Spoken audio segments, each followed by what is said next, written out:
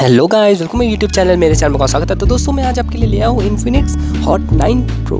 हाँ जी हाँ दोस्तों, ये काफ़ी अच्छा फ़ोन है कैमरे के मामले में, लेकिन दोस्तों प्रोसेसर के मामले में थोड़ा पिछड़ा हुआ फ़ोन है। जहाँ की आपको MI फ़ोन इसी प्राइस में इससे अच्छा प्रोसेसर के मामले में आपको अच्छा फ़ोन देता है। दोस्तों इसमें आपको मीडियाटेक का हेलो P22 मिलेगा, जबकि आपको MI के फ़ोन में ही मीडियाटेक का हेलो G80 प्रोसेसर देखने को मिलेगा, वो भी सेम स्पेसिफिकेशन के साथ।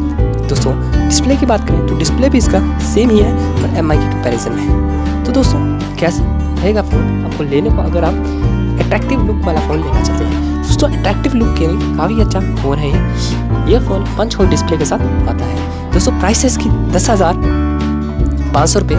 थोड़े पैसे जुटा के आप MI का नोट 9 लें, काफ़ी अच्छा होगा, क्योंकि आपको इसमें अच्छा प्रोसेसर देखने को मिल जाएगा। दोस्तों मीडियाटेक का हेलो G85 प्रोसेसर आपको देखने को उसमें मिलेगा। दोस्तों इसमें लाइव फोकस आपको देखने को मिल सकता है।